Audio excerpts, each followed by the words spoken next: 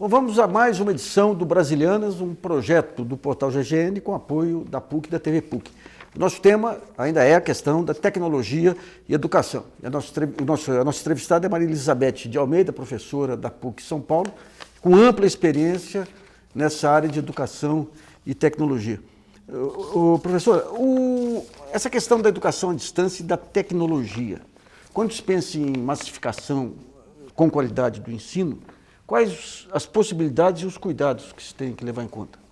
Bom, educação à distância por meio de tecnologia sempre foi feita, só que há muito tempo atrás era feita por meio de instrumentos tradicionais, né? Pelo livro, a distribuição para todos. Mas esta ideia de atingir a todos é uma ideia muito poderosa e que está aqui hoje quando falamos de educação à distância por meio de tecnologias digitais de informação e comunicação. E esse é o grande potencial para se levar a educação para as pessoas que estão em diferentes lugares, em diferentes momentos, que estão, enfim, impossibilitadas de frequentar os grandes centros de formação. Mas isso não significa que esta educação irá substituir a educação convencional. Tá. Então, quando se fala em educação convencional, lá atrás a gente sempre pensava classes pequenas com os professores personalizando aí o atendimento. Depois você teve a massificação com classes imensas. A tecnologia ela vai permitir casar essas duas características, a massificação e o atendimento individual? Depende da intencionalidade do uso da tecnologia. Tá. Então, se a intenção é apenas distribuir material para estudos e para autoestudo, pode-se caminhar por aí. Mas pode-se caminhar também utilizando justamente as propriedades principais que essas tecnologias digitais oferecem hoje, que é de interação, do diálogo entre todas as pessoas, da participação. E isso vai exigir um professor muito ativo também, que acompanhe esses alunos. Ele não vai à frente oferecendo informações, porque a tecnologia por si ela já oferece as informações, então não precisa mais o professor oferecedor, digamos assim, de informações. O que é preciso é o professor que ajude o aluno a pensar sobre a informação, a estabelecer inter-relações, a produzir novos conhecimentos para resolver as problemáticas que estão aí, né? Quer dizer que essa metodologia atual de trabalhar por projetos, por desafios, acaba sendo, digamos, o instrumento pedagógico capaz de casar a busca de informação com uma racionalidade e uma estruturação do pensamento. Sim, não só a metodologia de projetos, tem uma série de outras metodologias, mas todas elas têm por trás uma visão de aluno ativo, aluno produzindo conhecimento, buscando informações, articulando essas informações para criar um conhecimento novo, para desenvolver um novo objeto. Mas para que isso aconteça, é preciso ter um professor preparado que acompanhe e oriente o trabalho desse aluno. E o desafio também, né? Maria Elizabeth, há algum tempo atrás, atualmente se levanta muito essa questão de personalizar o aprendizado para adaptar ao ritmo de aprendizado de cada aluno, customizando, e a internet permitiria isso à medida que o conceito de games, o aluno ia... É possível, digamos, usar esse conceito de parar de padronizar o conhecimento que você vai aprender em 6 meses num sistema massificado, mas com o uso da tecnologia?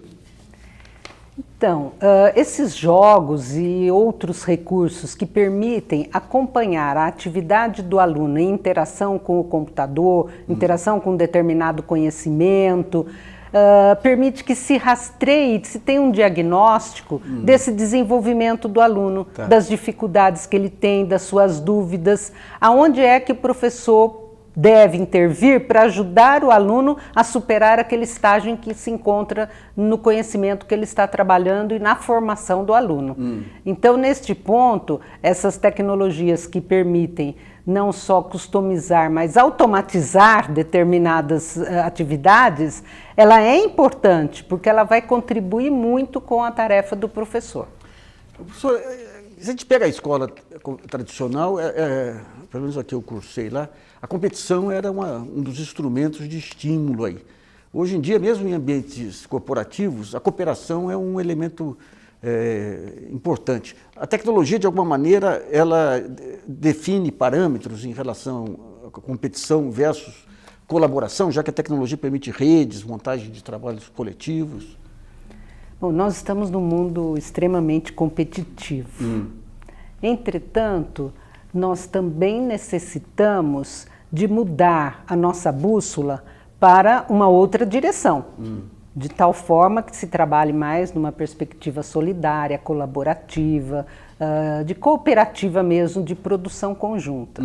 E nesse sentido, a tecnologia, ela tanto pode propiciar uma coisa como a outra. Tá. O que tem por trás é a intencionalidade da proposta pedagógica que é colocada em ação. Um dos pontos, principalmente quando a gente vê a rede básica aí, uma reclamação dos professores, é que os alunos, com o conhecimento que eles trazem, bem ou mal, da internet, eles acabam questionando os professores. O professor ele tem que ter uma atitude, hoje em dia, no campo do conhecimento ele é questionado. Qual o perfil do professor capaz de dar conta de todo esse volume de informações? Que tipo de formação que ele tem que ter e de interação com o aluno? Bom, em primeiro lugar, que o professor nunca tem uma aula pronta e uma resposta pronta para todas as situações. Tá. Então, o aluno, ele questiona mesmo, ele traz muitas vezes informações mais atualizadas do que aquela que o professor está trazendo naquele momento da aula. E para que o professor não se sinta desconfortável com essa situação, ele tem que ter uma postura diferente daquela que se acha que é o detentor do conhecimento. Então, o professor é um aprendiz, é tão aprendiz quanto é o seu aluno.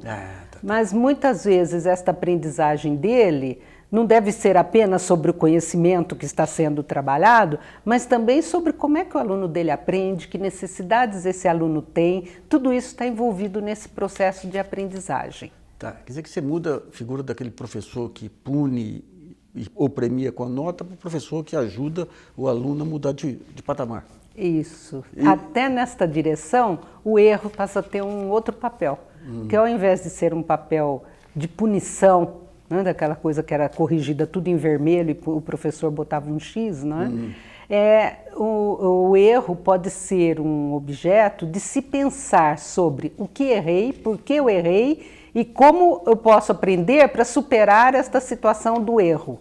Tá. Então, ele é um objeto que a gente fala muito de depuração, de reflexão, para maior possibilidade do aluno se desenvolver. Agora, a gente tem hábitos e padrões arraigados aí. De que maneira que você consegue, num ambiente extenso como é esse, de rede de professores, mudar cabeças, conquistar corações e mentes? Isso é muito difícil, mas mais difícil do que conquistar mentes e corações é mudar estruturas. E toda a estrutura do nosso ensino, ela é feita para uma escola conteudista, uma escola de transferência de informações para o aluno. A própria disposição das carteiras nas salas de aula revela essa visão, né, de escola e de ensino. Na frente, o resto atrás rezando. Exato, é bem por aí mesmo. Entretanto, para preparar o professor para esse novo papel, é importante que o professor também passe por situações de formação em que ele vivencie esse papel. De que maneira? Só para entender. Por exemplo, você já citou aí a questão dos projetos, dos alunos trabalharem com projetos. Ora, vamos trabalhar com projetos também com os professores. Tá. Então, levanta problemáticas com os professores. Ele pode ser mais um integrante qualificado de um grupo de alunos buscando os resultados. No momento em que você tem um processo de formação continuada com esse professor, em que ele questione a própria postura em relação a diferentes metodologias de trabalho, e ele quer ser mais ativo, então, quando ele toma consciência disso, ele pode também transferir esta nova postura que está sendo trabalhada com ele para a sua prática pedagógica. Professora, não é um milagre, viu? Não é um processo fácil. Um dos fenômenos mais interessantes que eu vi, mais comoventes que eu vi, foi aquela ocupação das escolas. Aqui em São Paulo eu entrevistei 3 lideranças. Não é liderança não, porque é tudo horizontal, né, que eles falam. 2 meninas e um menino. A visão que eles tinham da escola, o respeito pela escola, pela instituição escola, e a maneira como eles viam o aprendizado, Mas é muito mais moderno do que a gente vê em sala de aula. Eles diziam o seguinte, por exemplo, a gente queria saber coisas de tal tema. Então a gente convidava, como a escola ficou nossa durante algum tempo, no sábado a gente convidava pessoas para irem lá para buscar, para nos ensinar. A gente queria tal outra coisa. Ou seja, como que essas crianças conseguiram chegar numa análise tão estruturada, tão certinha, que os professores, pelo menos naqueles casos específicos, as diretoras das escolas não tinham essa noção. Foi um amadurecimento fantástico, né? Sem consciência, eles voltaram ao conceito de escola lá do Aristóteles. Olha só. E fizeram isso de uma maneira exemplar. Porque a partir das problemáticas que eles estavam vivenciando, eles iam em busca de especialistas que viessem trabalhar com eles. É claro que não podemos dizer que vamos jogar tudo fora o que temos aí e trabalhar somente com aquelas questões que emergem no diálogo com os estudantes. Isso também não é possível. Tá. Mas é possível se desenvolver um trabalho em que alguns conceitos básicos e aprendizagens são desenvolvidas para todos. Os nossos alunos, eles têm direito a essa aprendizagem, mas que tenha espaço para esse trabalho que é feito a partir das problemáticas que emergem nas discussões, nas vivências nas escolas, nas vivências da sociedade, inclusive. Um ponto que chama atenção é essa ideia de transformar cada diretor de escola em gestor, quase que um gestor administrativo, não acabou deixando de lado a grande especialização que devia ser de cada diretor, que é a questão pedagógica? Então, não importa se ele seja gestor ou diretor, mas ele tem que ser gestor também do pedagógico. Mas nesse modelo, porque eu conheço muitos intelectuais aí que são excelentes para pensar e não tem nenhum senso prático. Essa questão de privilegiar em cada escola os aspectos administrativos não jogou para segundo plano os aspectos pedagógicos? Jogou para segundo plano e mais, né? Também tem o outro lado da medalha, não é? Que é com a eleição, por exemplo, de diretores e a mudança periódica desta pessoa. Leva muito tempo para preparar esse gestor para dar conta de todas as dimensões que estão envolvidas na esfera educacional. Então, a dimensão política, a dimensão pedagógica, a dimensão administrativa, porque se ele não cuidar de todas elas e se ele não integrá-las, a escola vira um caos. Tá. Então, é preciso haver um equilíbrio entre todas essas dimensões. Nós ainda não chegamos lá. As associações de pais, elas têm peso hoje no trabalho das escolas ou ainda são muito esporádicas aí? Nós encontramos de todas as situações possíveis, mas quando se fala na escola pública, básica, sobretudo de periferia, os pais trabalham ou estão na rua o tempo todo. Então, na maioria das situações, eles não conseguem acompanhar as reuniões que a escola realiza. Ou um vizinho vem e fala por várias famílias. É um problema bastante sério e as escolas estão tentando fazer reuniões em horários muito diferenciados para poder contemplar mais a participação dos pais. Eu vi um estudo, não sei se foi do MEC, analisando o modelo do Piauí, que tinha bons resultados lá. E eles tentaram identificar o que são os fatores que levaram a esses bons resultados, e um dos principais fatores era a familiaridade do professor com o meio. Você saindo da escola, visitando as casas, tendo esse contato com o entorno da escola. A nossa escola, de uma maneira geral, essa questão das boas práticas, há um levantamento, uma tentativa de multiplicação das boas práticas ou ainda são exemplos isolados? Há uma tentativa de multiplicação, mas essa tentativa ela é ainda muito tímida. E o professor, ele está numa situação tão difícil, o professor é vítima, né, nessa realidade toda, que ele está correndo de uma escola para outra. Ou se ele trabalha em universidade particular, ele também vai de uma para outra. Ele não tem tempo para...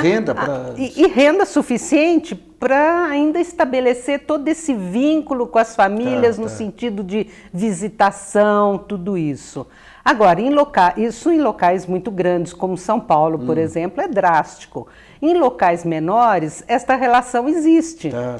Né? Eu sou filha de professor e eu vivi isso na minha casa. Interior? No interior de São Paulo. Eu sou de uma família de professores, eu sei conheço. Exato, mas em situações assim de grandes metrópoles é muito difícil. O professor às vezes anda 2 horas de ônibus, de metrô, para se deslocar da casa até a escola. Professor, muito obrigado aí por sua entrevista. Essa é mais uma etapa aí da plataforma Brasilianas, um projeto do Jornal GGN com apoio da PUC e da TV PUC.